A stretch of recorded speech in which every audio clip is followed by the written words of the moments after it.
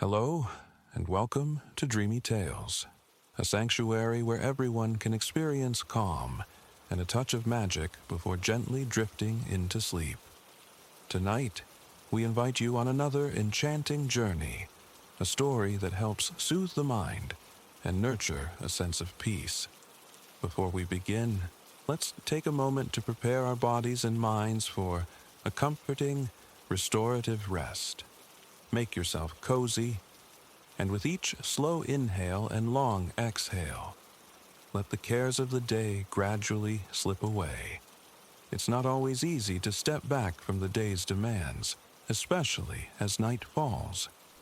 Yet, remember, the less we worry about how quickly we'll fall asleep, the simpler it is for our minds to release any remaining tension. Allow the gentle flow of your breathing to wash away lingering concerns, and let the story ahead guide you into a state of deep relaxation. Now, settle in, and let the dreamy atmosphere softly wrap around you. Enjoy this story, and may you drift into a peaceful, restful slumber here on Dreamy Tales.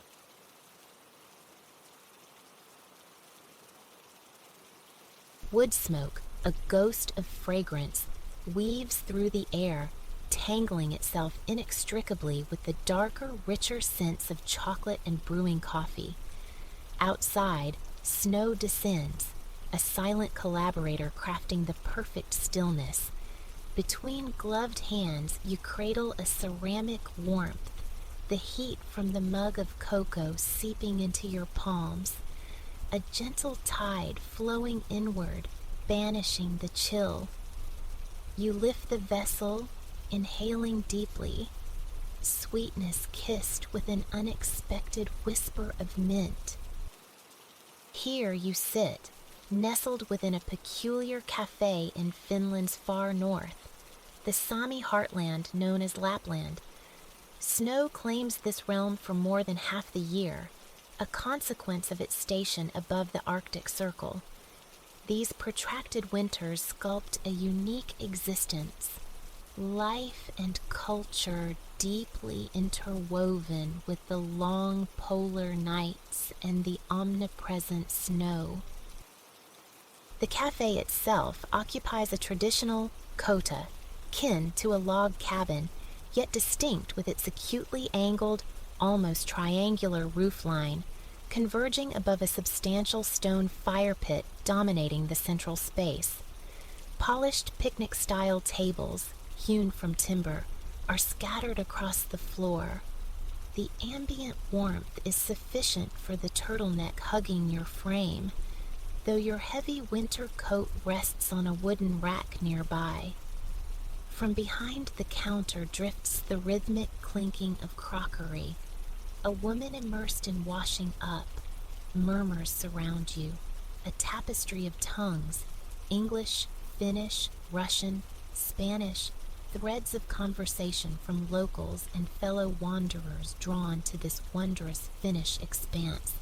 Low-slung yellow lights, suspended from metal fixtures dispersed throughout, cast a moody, rustic luminescence upon the scene.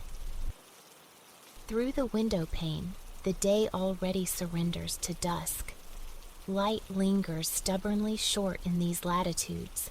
Still, vestiges of color streak the sky as your gaze drifts over the wintry tableau. Fresh snow falls, flakes drifting with an almost deliberate slowness onto the thick, immaculate quilt blanketing the earth. In the near distance, the village unfolds, other shops, dwellings, even the distinct silhouette of the cabin awaiting your return tonight. Each structure emanates the same soft ochre-tinted light, pooling beautifully against the white canvas of snow. Trees, cloaked and laden, stand sentinel throughout the settlement. The sheer magic of it compels you, a scene demanding preservation beyond mere memory.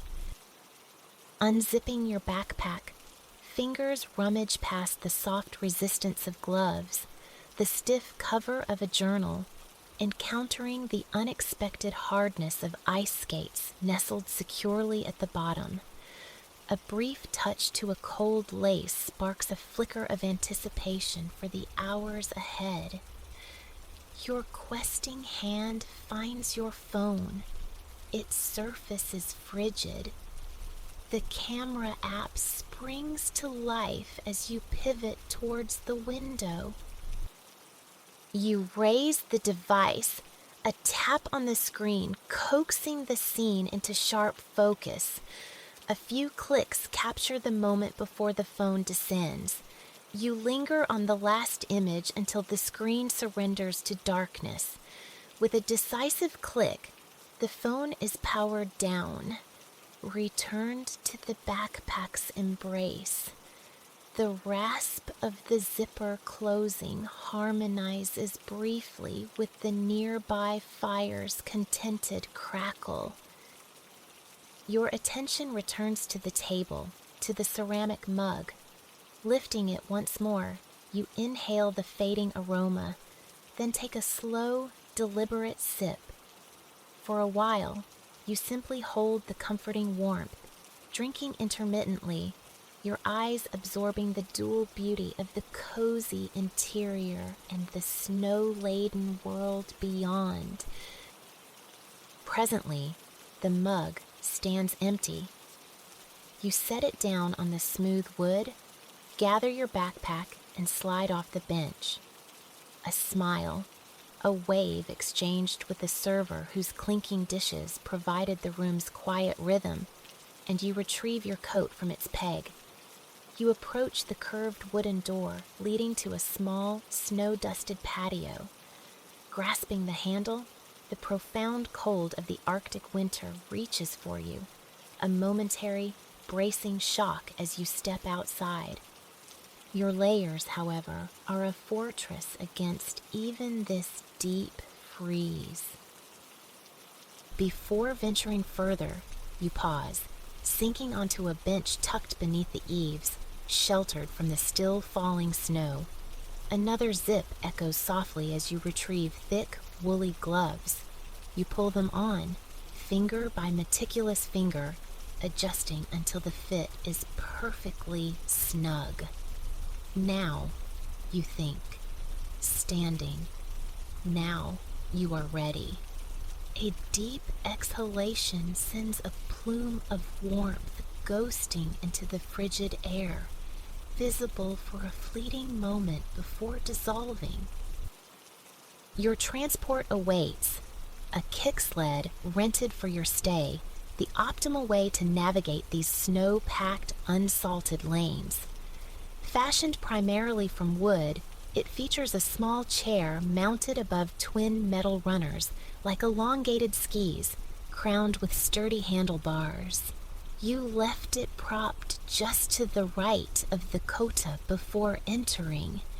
Each step towards it crunches softly into the yielding snow.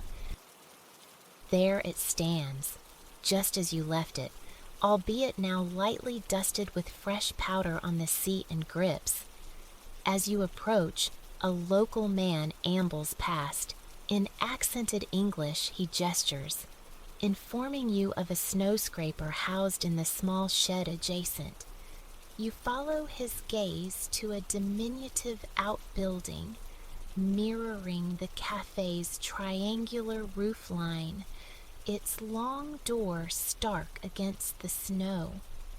A smile, a murmured word of thanks for his unsolicited kindness. A firm tug, surprisingly resistant, wrenches the old shed door open. Ice crystals had formed a temporary seal in the gaps. Inside, behind a large garden rake, you spot the scraper. A few brisk sweeps clear the kicksled's chair and handlebars. Returning the tool to its place, you push the shed door firmly shut until it catches. Almost ready, the thought surfaces, almost ready to glide towards the forest. You carefully secure your backpack onto the sled's chair, ensuring its stability. Then, one foot, then the other, finds purchase on the runners. Your gloved hands grip the handlebars. You spare a thought for how brutally cold that metal would feel against bare skin. Shifting your weight, you plant your dominant foot onto the packed snow beside the sled and give a strong, decisive push. Snow crystals erupt outwards, sparkling like miniature fireworks in the dim light. Momentum gained, you are suddenly gliding, navigating the straight, snow-bound artery of this Arctic village. You fall into a rhythm, gliding smoothly, then kicking against the ground with alternating feet to maintain speed. Cabins drift past. Pedestrians bundled against the cold offer brief nods. Far ahead, the sunset bleeds soft, pale colors across the horizon, delicate pinks merging into the deepening blue. The light wanes quickly. The sun's brief appearance is a memory now. Darkness descends early above the Arctic Circle, a familiar companion to those who live here. They have cultivated an intimacy with it, embracing the long nights, hence the prevalence of cozy interiors, flickering candles, and fire-warmed cafes. Soon, you pass the man who offered assistance moments before. He likely hears the rhythmic shush of your runners on the snow before he sees you. A wave, a quick exchange of greetings shouted across the snow, neither of you slowing your pace. Minute snowflakes alight on your nose, your cheeks, cold kisses from the Arctic air. A profound sense of rightness settles over you, a feeling of belonging in this precise moment, this specific place. There is nowhere else, you affirm silently, kicking out again.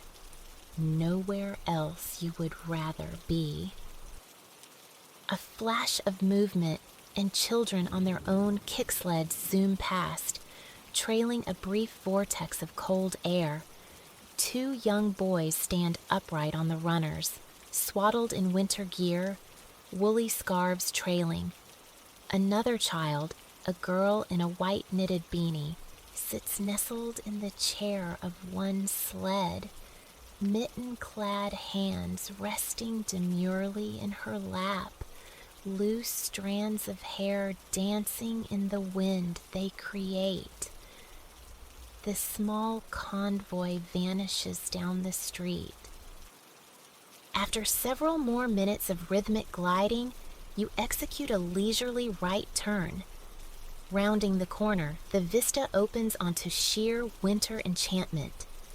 Before you lies the lake, a vast expanse locked beneath thick, opaque ice.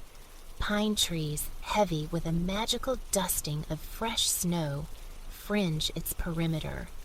The crisp, clean scent of pine needles reaches you, sharp and invigorating in the cold air. A quintessential winter fragrance, mingling in your mind with phantom notes of peppermint and warm spice. The sun has now fully relinquished its hold. Stars begin to prick the darkening canvas overhead.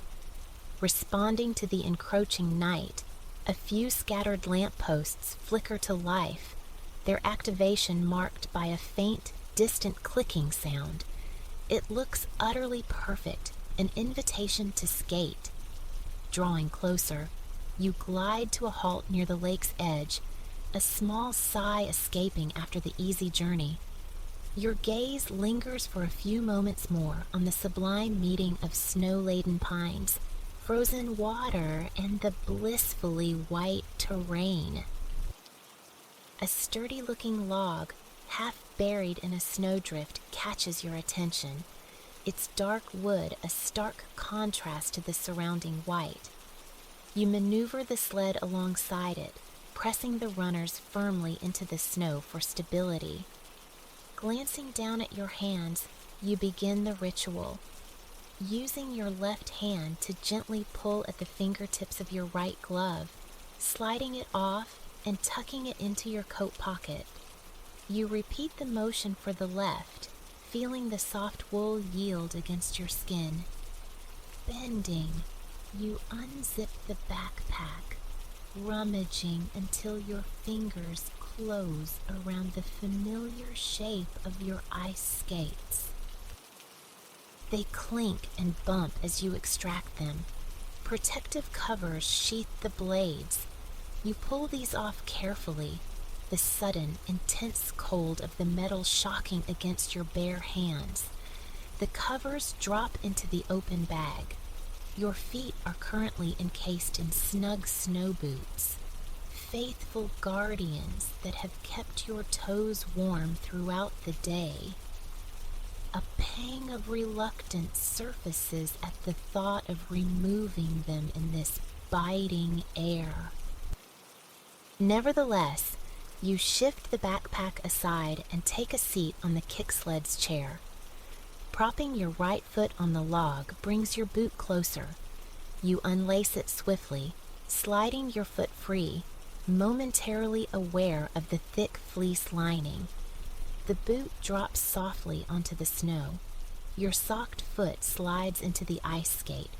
Wrapping the laces firmly around your hands, you pull, cinching the skate tight against your ankle and foot. A sturdy double knot secures it. Wiggling your foot confirms the snug fit.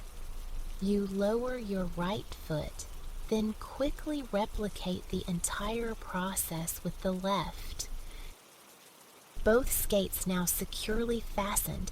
A fluttering sensation, like tiny wings, stirs in your stomach. The moment has arrived. Before standing, you retrieve your gloves from your pockets, pulling them back onto your rapidly cooling hands. Instantly, warmth floods back into your skin. Ready, you decide definitively. You rise, taking a few cautious steps towards the frozen expanse, the blades crunching through the shallow snow near the edge. Then you are on the ice. Your body remembers. Though it's been a while, muscle memory asserts itself, fluid and sure. Suddenly, you are moving, gliding, performing an impromptu ballet across the lake's vast frozen stage. The blades hiss and carve, a sharp, satisfying music against the profound silence of the Arctic night. Joy, pure and unburdened, courses through you. It is just you, the immense stillness, and the stark, natural beauty of this northern world. You find yourself spinning, slow circles at first, then faster, a dizzying expression of delight. A smile spreads across your face. A soft chuckle escapes as you tilt your head back, gazing up at the star-strewn sky, overcome with gratitude for this singular existence, this perfect moment. As you look up, a large, distinct snowflake drifts down, landing precisely on the tip of your nose, prompting another giggle. It feels as though the day cannot possibly hold any more perfection. You continue to skate, surrendering to the intoxicating sensation of freedom. Playfully, you experiment with simple figures, turning, even attempting to skate backward. It takes a moment to find the rhythm, the balance, but soon it feels surprisingly natural, hips swaying gently as you zigzag in reverse across the ice. After a few minutes of this backward exploration, you turn forwards again, the crisp air rushing past your face, sharper now. The temperature has noticeably dropped since sunset. It makes you think of the moon. Slowing your glide, You scan the heavens again, searching. There, you whisper, spotting it, a slender crescent, yet luminous against the deepening indigo. Nearby, a steady, bright point of light captures your attention.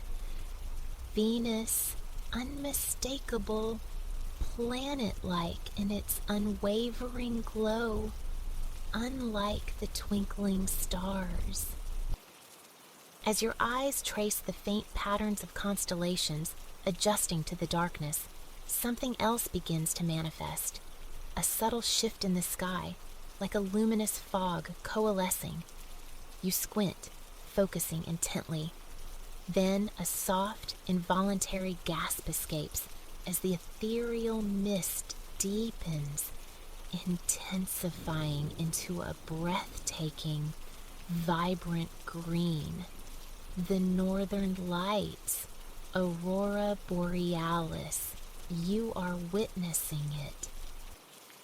Ribbons of emerald light sway and ripple across the star-dusted expanse, their fluid movements seeming to echo the dance you were just performing on the ice below.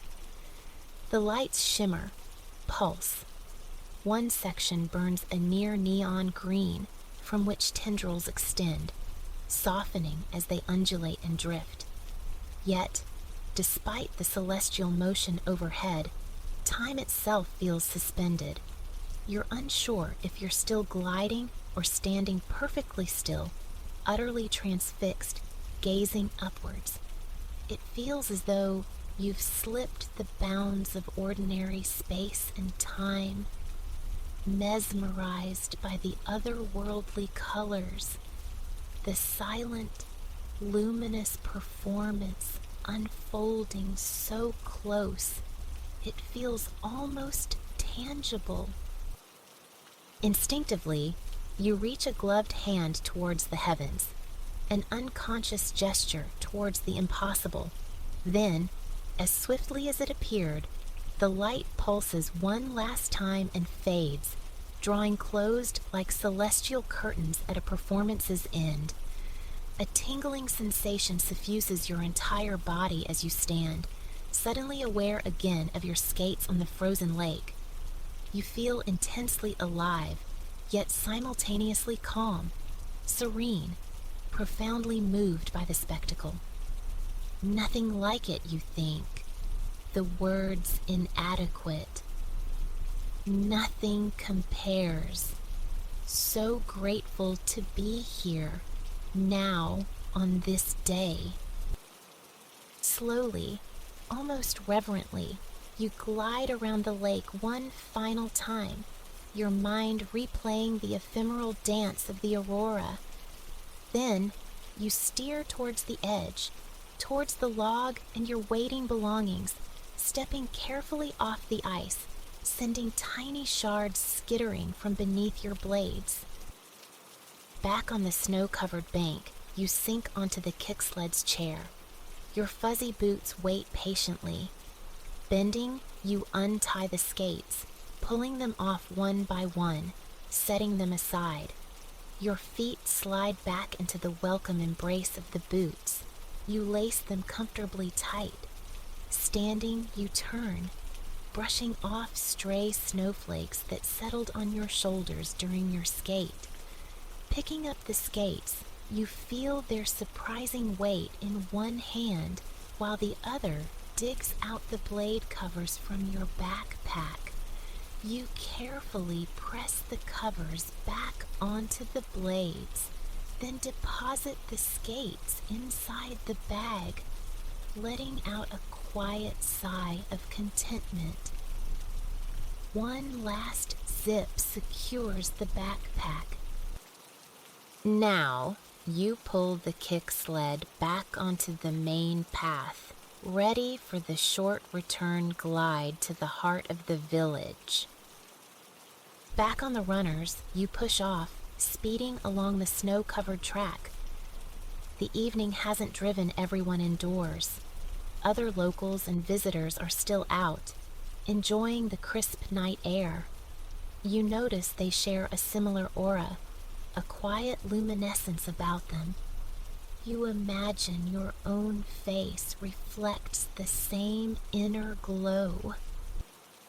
Sledding past a small group, you overhear snippets of conversation. They're talking about the northern lights. A private smile touches your lips, thinking of the privileged, solitary view you were granted from the secluded lake. Soon, your cabin comes into view. You guide the sled alongside several others parked near the entrance. There's no need for locks or chains here. Trust hangs in the Arctic air as palpably as the cold. A couple of shallow steps lead up to the cabin door. You softly kick the toes of your boots against the risers, dislodging accumulated clumps of snow. At the threshold, you scrape your soles vigorously against a snowflake-patterned doormat before turning the knob and stepping inside.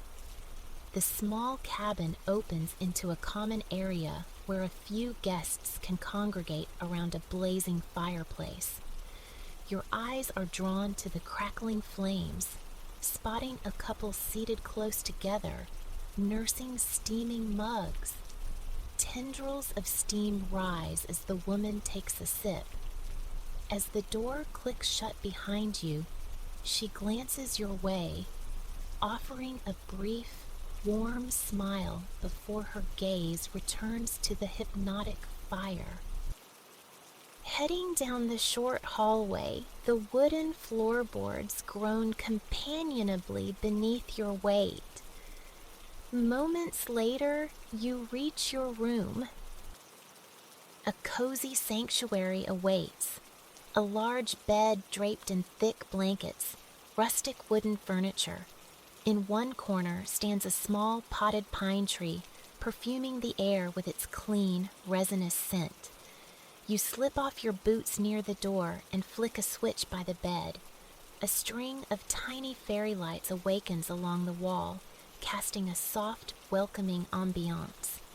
Across from the bed, a window looks out onto the night. You walk over, pulling back the heavy curtains, closing your eyes for a brief, hopeful moment. You then open them to gaze first at the sculpted mounds of snow below, then upwards at the clear, star-saturated sky. With a widening yawn, you begin your preparations for sleep. Soon, you're pulling back the luxuriously soft duvet and slipping between the cool sheets, one leg at a time. You plump the pillows, then lean across to the bedside table to extinguish the fairy lights, and then, impossibly, magically, through your window, you see them again. The northern lights. Glowing greens weave through soft, ethereal whites high above. The lights move with a slow, languid grace, as if dancing and humming a silent lullaby. Time stretches, marked only by the celestial shimmer. Before long, your eyelids grow heavy, resisting the effort to stay open. You blink, slowly, softly, consciousness blurring at the edges. You drift into a deep, restful slumber, your dreams already weaving tapestries of Arctic Finland's magic and the dazzling, unforgettable dance of the aurora borealis. An evening steeped in Provençal warmth settled over the lanes of the little city, a languid stillness breathing through the air. Here, in this sun-kissed corner of southern France, Arles drowsed. Everywhere, blossoms unfurled in a riot of life, spilling from window boxes and climbing ancient walls, their vibrancy mirrored in the painted facades of the charming, tightly packed houses. A cheerful rivalry seemed to play out between architecture and nature, each vying to outshine the other in sheer brilliance. Dominating a modest square, bathed in the honeyed glow of the descending sun, stood one such dwelling. Its walls, the color of churned butter, were punctuated by shutters of startling emerald green. Oleanders, heavy with blossoms of pink and scattered white, clustered near the entrance, their branches intertwined with the delicate yellow blooms and oval leaves of nearby acacias, nature's own embellishments upon this welcoming facade. Life ambled here. Figures drifted along the cobblestones with unhurried grace, errands undertaken at a pace dictated by the sun, not the clock. Contentment hung in the air, a shared understanding of the quiet pleasure found in simply being. From a first-floor window of the butter-yellow house, its green shutters flung open to the evening, a man observed the square. Tall, almost gaunt, with hair like spun copper and a beard of fiery red, his gaze, the blue-green of sunlit water, swept the scene with quiet satisfaction. This was Elias. He had traded the gray bustle of Paris, and before that the damp skies of his native Holland, for this southern haven some time ago. Arles had captivated him instantly, its allure deepening with each passing day. He'd written to his sister, effusing about the transformative power of the southern warmth, the clarity it brought to his thoughts, the wellspring of inspiration he found at every turn. Elias lived to paint. Though recognition remained elusive, the act itself was his lifeblood. Before his easel, fingers stained with charcoal and pigment, recreating the world's transient beauty, be it the Spartan geometry of his own bedchamber or the explosive bloom of an orchard, he found a profound sense of purpose. These recent months had been particularly fruitful. Arles, generous with its orchards, was now at the zenith of its blossoming, offering him endless subjects. He painted with a fervent, almost desperate joy. Tonight, however, respite called. The intensity of capturing peach trees, their fragile pink-white petals seeming almost alien in their delicacy, had left him yearning for quiet contemplation.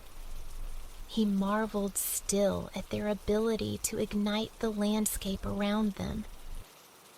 He adored the palette the South demanded, the blush of peach blossom, the earthy browns and verdant greens of branch and leaf, and the fields.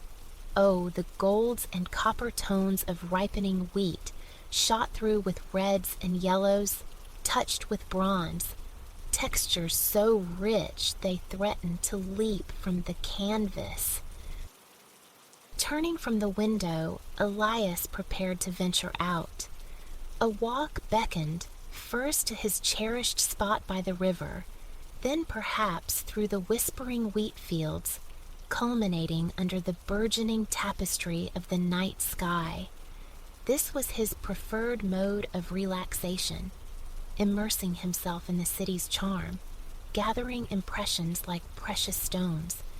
He moved through the small room, gathering necessities, a handkerchief, a few coins, his familiar blue coat. The bedroom was starkly simple, a bed framed in turmeric yellow, 2 plain chairs, a small table. Whitewashed walls met red-tiled floors. He desired simplicity in furnishings, allowing his art to saturate the space. Canvases crowded the walls, vibrant landscapes breathing color into the modest confines. He lifted his yellow straw hat from its peg, its cheerful hue a stark counterpoint to his fiery hair. Settling it on his head, he looked the very image of the impassioned artist. Pulling on worn brown shoes, he exited the room, closing the door softly.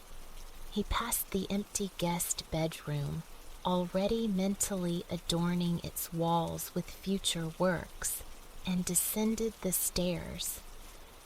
The front door opened onto gray cobblestones, softened in places by tenacious tufts of grass.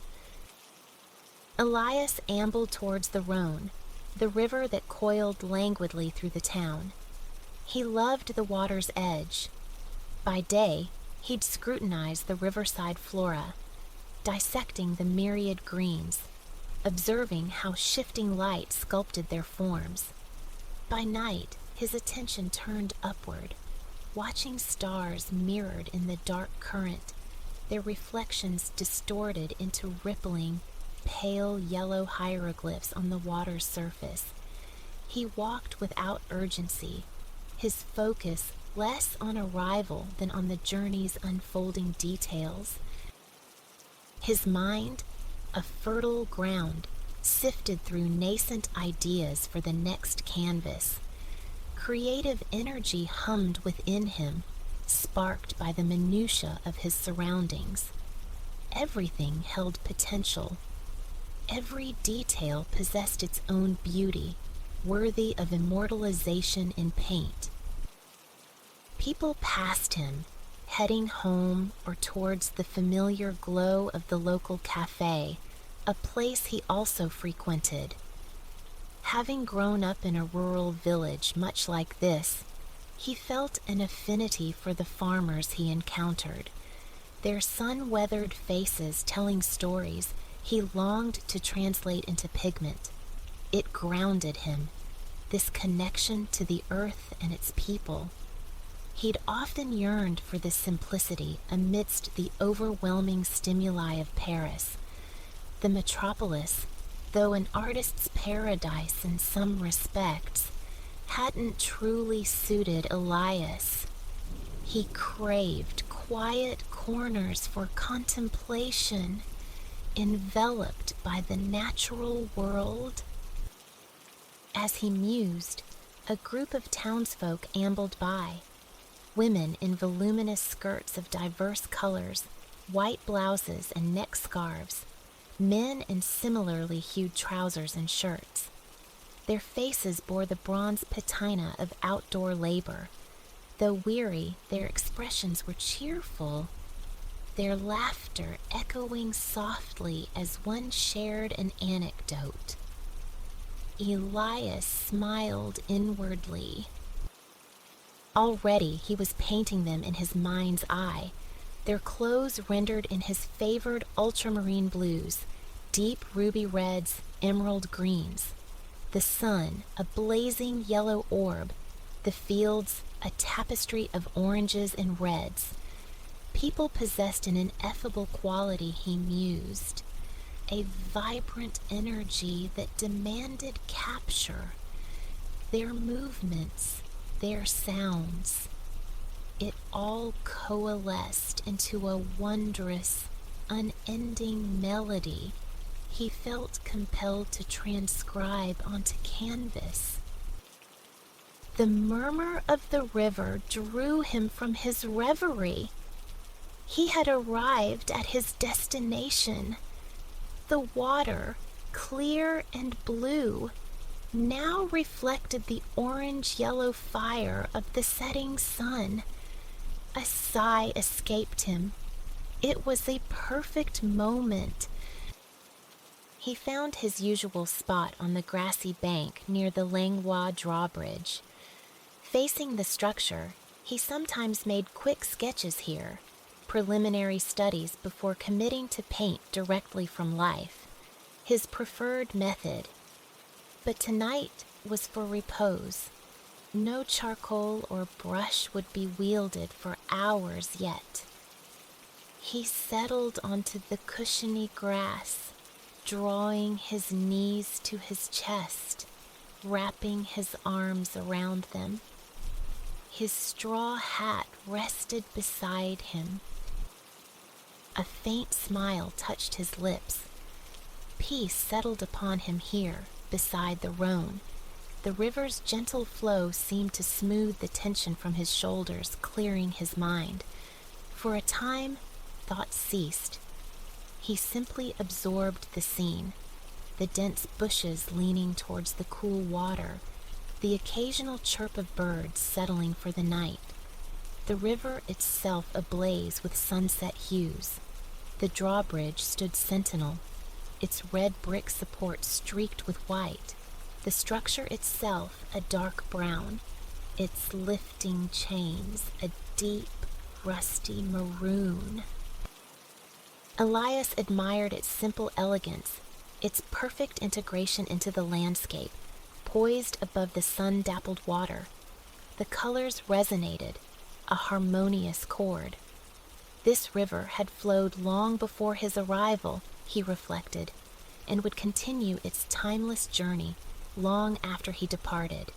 Its eternal movement captivated him, mirroring the permanence he craved for his art. Perhaps, someday, someone would gaze upon his painting of this very view, and the river before them now would remain unchanged. He sat, lost in this contemplation. The Rhone held him utterly spellbound, his breathing synchronized with the river's current, his chest rising and falling in rhythm with the water burbling over submerged stones. The grass was soft beneath him. A light breeze stirred his red hair.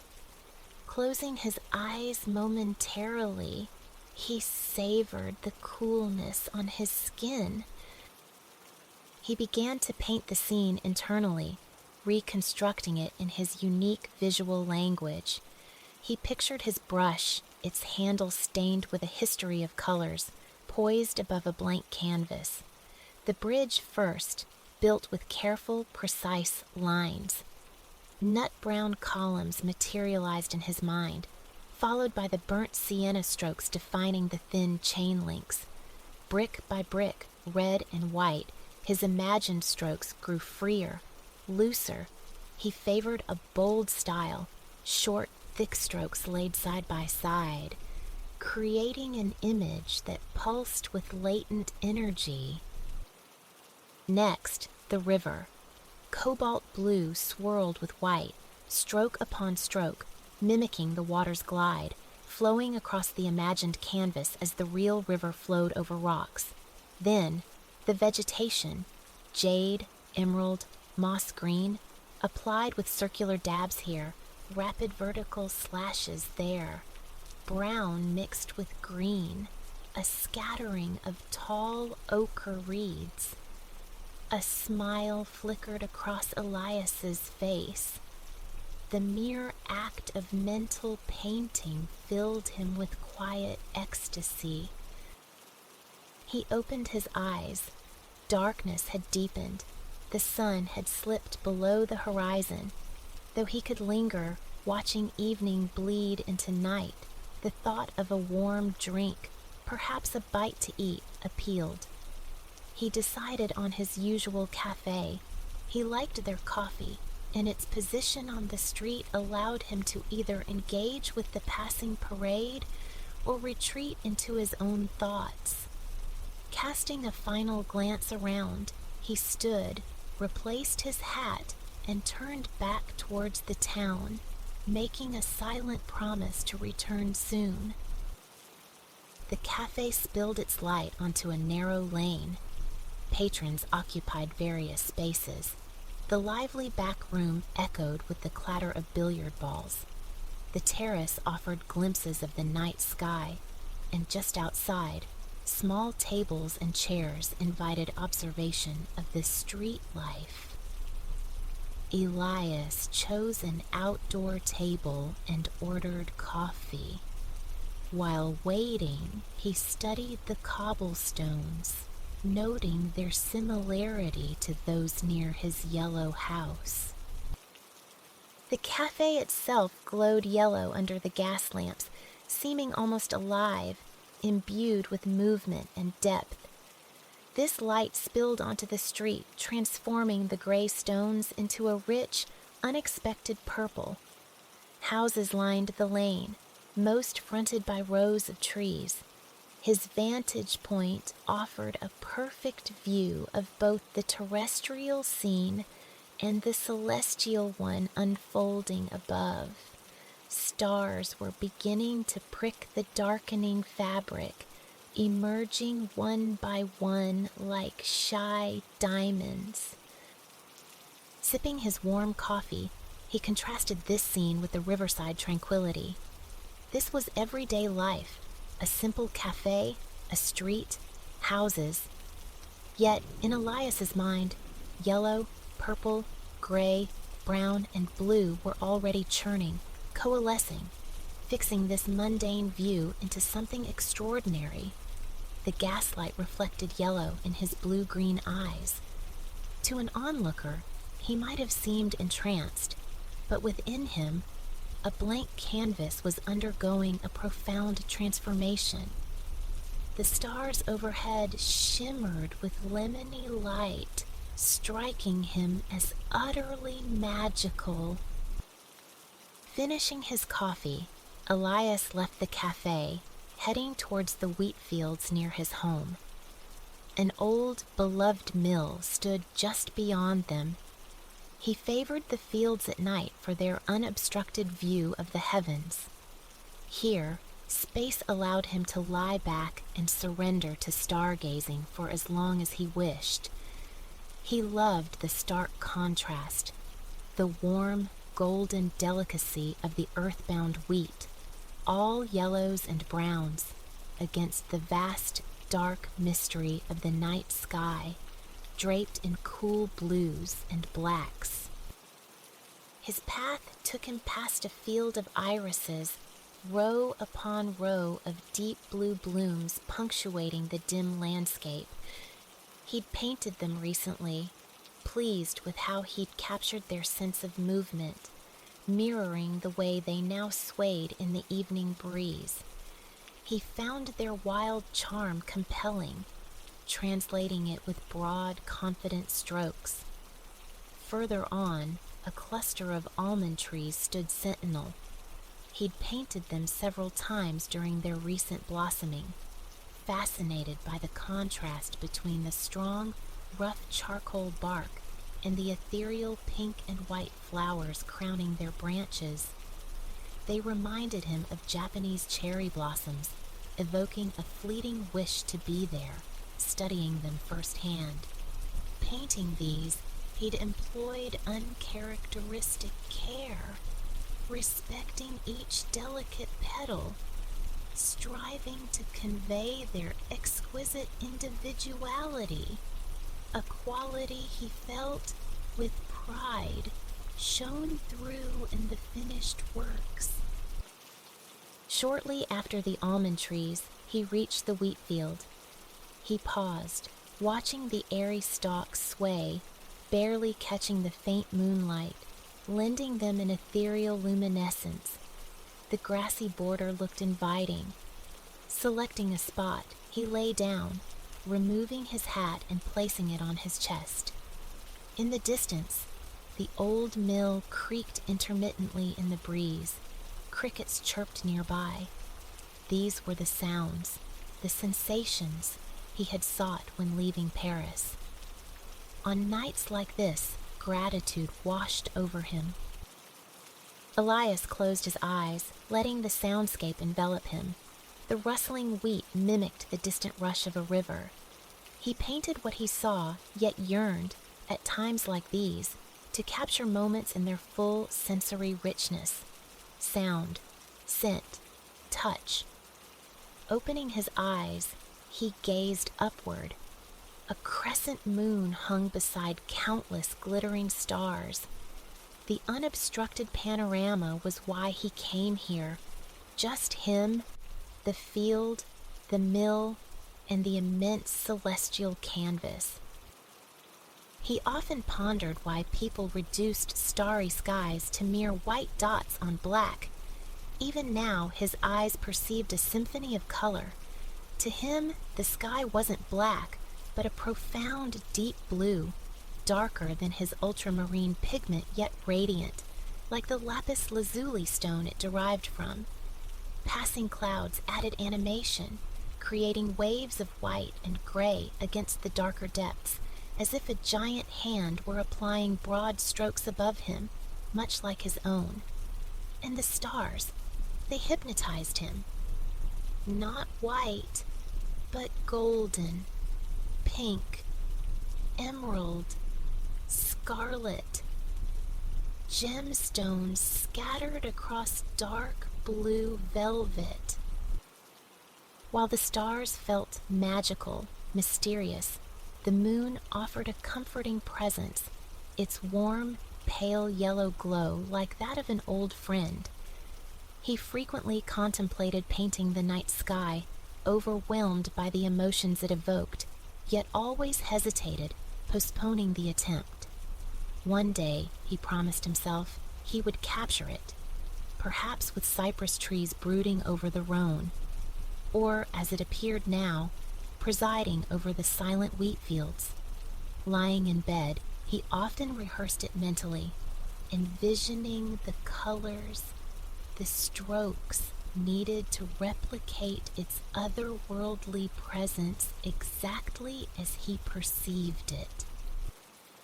Elias blinked, his mind adrift. His eyes mirrored the starlight above, just as earlier they had reflected the sunset in the Rhone. Images began to swirl behind his closed eyelids.